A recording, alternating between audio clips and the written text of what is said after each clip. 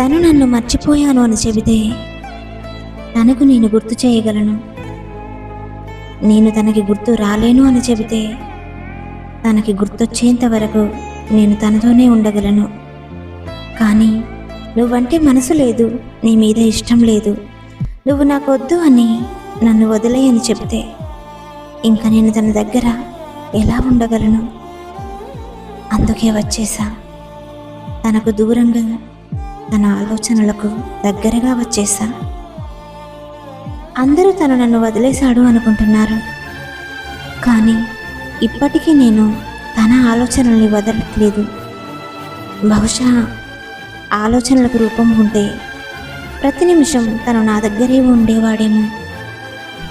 ఎందుకంటే నేను ప్రతి నిమిషం తన ఆలోచనలోనే బ్రతుకుతున్నాను కాబట్టి.